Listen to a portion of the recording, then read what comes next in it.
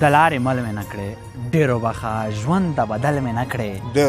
ډېرو بخه نیمګړی عکس ته زندګۍ شوې زما اوف مکمل مې نه کړې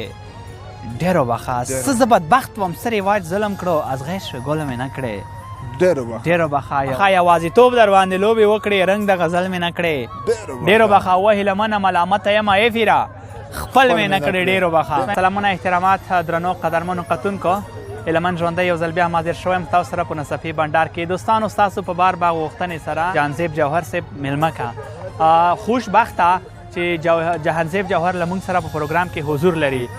جهانزیب جوهر صاحب تاسو پروګرام کې هرکلی هر اغلاس مننه هیله منده دا چې په خپل وار سره لرو برو پښتنو ته په تیره کې د کوزې پښتونخوا مینوالو ځوانانو ته ځانګړي سلامونه نیکې هیلې احترامات د الله نه امن جوهر صاحب مخکې له بیتونو نه دوستان لیدونکي معلومات لري باور وکړئ ما ته اکثره بار بار په کمنټونو کې په واتساپ میسجونو کې بار بار راځي چې جوهر صاحب ته زموږ سلامونه وړاندې کړه دوی سره روغبړ ځکه کتونکي دي بار بار پوښتنه کوي جوهر صاحب موږ سره مخامخ کړه نو خوشبخته یو چې ته موږ سره دلته حضور لري نو خپل سلامونه احترامات او دوی ته کوم پیغام ورکوي نو ټول لیدونکي درته منتظر دي مننه کوم هیله منده دا چې دا خبره د په ځای ده ځکه چې ما پاڼه نه ده جوړه کړې نو ډېر مینوال په تمام هم وي او ما نه پوښتنه هم کوي چې ته پاڼه ولې نه جوړوې زه څه د مصروفیاتو په اساس مې پاڼه اوسه پوره نه ده جوړه کوم پیجونه دي ایډۍ دي چا جوړې کړي دي ما پورې اړه نه لري هیله منده دا چې مینوال تا ته مینه درکوي سلامونه رالیږي او ما ته رسېدلی دي وعلیکم السلام دوی سلامونه زما په لیمو ژوندي دی وي او بله خبره جوهر صاحب ته خپل هم خبرو کې یادوري وکړه که نه چې ته کوم پیج او کوم فیسبوکي اکاونټ نه لري او ستا په نوم بعضې خلک نشرات کوي دا ټول دوستانو مطلقا موږ ردوو دا جوهر پورې اړه نه لري او جعلي دي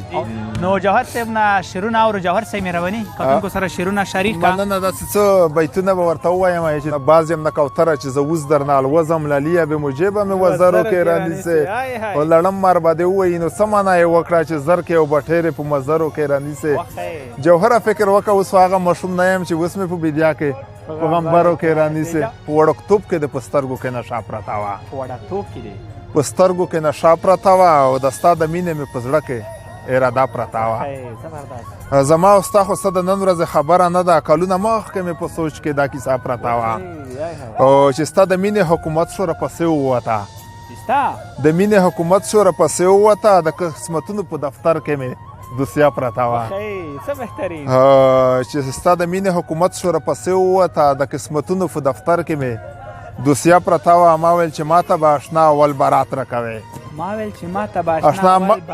بارات راکوې خو ما نه مخکې تا ته بله عرضه پرته وه یاري یې ولې کړه جوهر چې له ځان نه تېرېدو جوهر چې له ځان نه تېرېدو زما د جبین په میز لیکلې نقصنامه پرته وه جوهر صاحب محترم اکثره کتونکي دغه یو غوښتنه لري چې جوهر صاحب له خولې نه ایکو اورو مهرباني یې چې زما نه پرته بل پرې نه پوهېږي نیمه پښتو نیمه پرسي غږوي یار مې نسور د ژبې لوند دی دسې په پښتنو به قهر څو ورېږي زه یې د دې نښتې په تمه ناست یم دا قرارداد لا پوره شوی نه دی بهترین سیرې ګریوان په جنان ورغلمه راپورې ویې خندل ویې ویل د لیونیانو خو څه کلي نه وي چې په خیر راغله ستړی مه شې اشنا وایي چې جګ شه سمه غېږه روکه خامې میږي دو لږ کې صبر وکړه مننه هیله منده درنو قدرمنو کتونکو تر بیا مو په دعاګانو کې یاد ساتئ د خدای په امان